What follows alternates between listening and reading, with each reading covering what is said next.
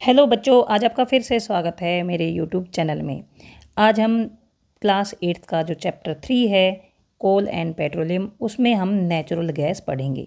इससे पहले हमने पेट्रोलियम पढ़ा था, कोल पढ़ा था और अब हम पढ़ेंगे नेचुरल गैस। तो जब हमने पेट्रोलियम के बारे में पढ़ा था तो वहाँ पर हमने पढ़ा था कि पेट्रोलियम के ऊपर एक गैस होती है, उसकी लेयर भी मिलती है, क्योंकि जब पेट्रोलियम गर्म हो जाता है, गर्म होकर कोई भी चीज़ गैस बनती है। पेट्रोलियम लिक्विड होता है, वो गर्म हो जाता है तो उससे गैस बनती है। तो पेट्रोलियम के ऊपर एक लेयर गैस की भी होती है, ये हमने पढ़ा था।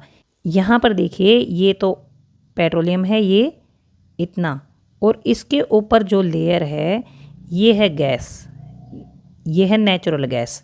तो इस तरह से जब पेट्रोलियम बनता है तो उसके ऊपर एक नेचुरल गैस की लेयर भी बनती है, क्योंकि पेट्रोलियम लिक्विड होता है। जब लिक्विड गर्म हो जाता है तो वो गैस बनता है। तो नेचुरल गैस जो होती है वो भी काफ़ी इम्पोर्टेंट फॉसिल फ्यूल होता है। फॉसिल फ्यूल क्यों होता है? क्योंकि पेट्रोलियम फॉसिल फ्यूल होता है और इसके गर्म होने से नेचुरल गैस बनी है।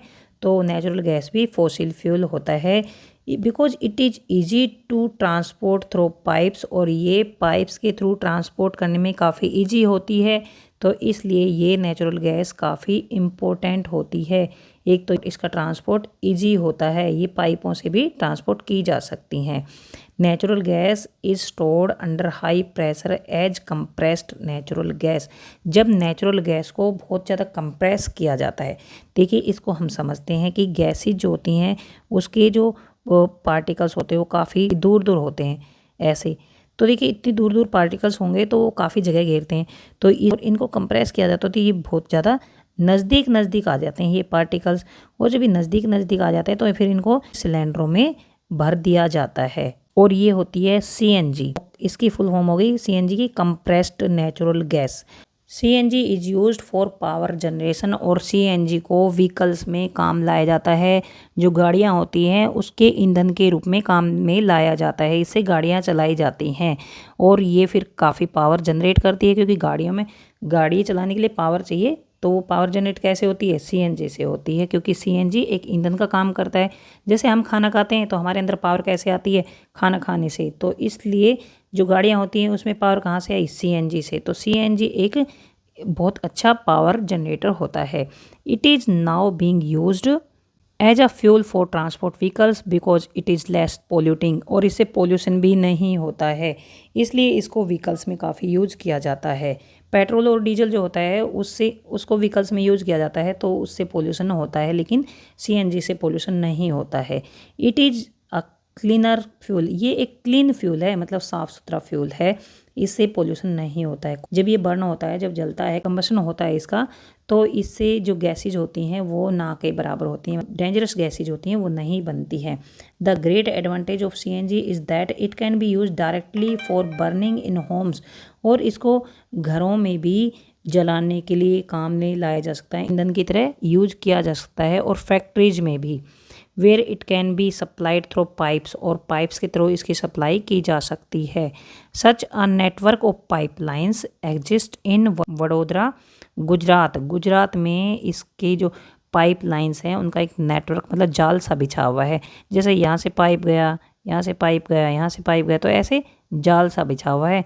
वडोदरा कहाँ है? गुजरात। गुजरात में इन पाइपलाइंस का जाल सा बिछा हुआ है, जिससे कि घरों और फैक्ट्रीज में सीएनजी सप्लाई की जाती है। Some parts of Delhi and other places, और अब तो दिल्ली और एनसीआर में भी ये जो सीएनजी की पाइपलाइंस काफ़ी बिछ गई हैं। Natural gas is also used as a starting material for manufacture of number of chemicals and fertiliser. जैसे हमने पहले पढ़ा था कि जो पेट्रोलियम होता है वो भी बहुत सारे केमिकल्स और बहुत सारे सब्सटेंसेस बनाने के लिए स्टार्टिंग मटेरियल की तरह यूज होता है। इसी तरह नेचुरल गैस भी स्टार्टिंग मटेरियल की तरह यूज होता है, क्या बनाने के लिए? केमिकल्स और फर्टिलाइजर्स बनाने के लिए। India has vast reserves of natural gas. India में बहुत सारे इसके खजाने हैं, इसके बहुत बड़े बड़े भंडार हैं। इन आवर कंट्री, हमारी कंट्री में, natural gas has been found in Tripura. हमारी कंट्री में, हमारे देश में जो नेचुरल गैस है वो त्रिपुरा में, राजस्थान में, महाराष्ट्र में और कृष्णा गोदावरी के डेल्टा में पाई जाती है। Can coal, petroleum and natural gas be prepared in the laboratory from dead organisms? नहीं, ये लेबोरेटरी में नहीं बनाई जा सकती। क्यों? Their formation is very slow process. एक तो ये बहुत धीरे धीरे बनते हैं, and conditions for their formation can not be created in the laboratory. और लेबोरेटरी में कोल पेट्रोलियम गैस नहीं बनाई जा सकती, क्योंकि कोल पेट्रोलियम गैस आपने पढ़ा है कैसे बना है, मिट्टी के नीचे दब गया है और हाई प्रेशर और हाई टेम्परेचर चाहिए, और कई सालों में ये मिलियन ऑफ ईयर्स में ये बनते हैं, तो इसलिए ये लैब में नहीं बनाए जा सकते। तो यहाँ तक नेचुरल गैस है उसका टॉपिक भी ख़त्म होता है। अगर आपको समझ आ गया है तो लाइक करें, चैनल को सब्सक्राइब करें और अपने दोस्तों को भी भेज देना, ताकि आपके दोस्त भी थोड़ा बहुत इनसे पढ़ लें। और अगर आपको समझ नहीं आया है तो कमेंट बॉक्स में लिखकर पूछ लेना। जो टॉपिक आपको चाहिएगा उस पर एक अलग वीडियो बनाकर आपको अच्छी तरह से समझाने की कोशिश करूँगी। तो यहाँ तक ये वीडियो ख़त्म होता है। अब हम नेक्स्ट वीडियो में some natural resources are limited ये वाला टॉपिक पढ़ेंगे। Thanks for watching.